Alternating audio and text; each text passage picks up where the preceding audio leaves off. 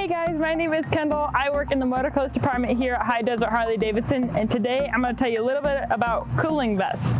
So we do have a couple different kinds of cooling vests here at the dealership. I'm going to show you about this gray one here in particular, and I'm just going to show you how we use it and how it works to keep you cool while you're riding.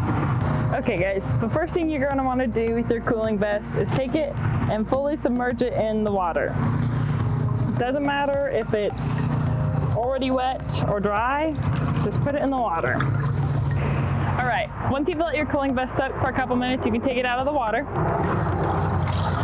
Take it out of the water and give it a little shake. Get all that excess water that's on the outside off.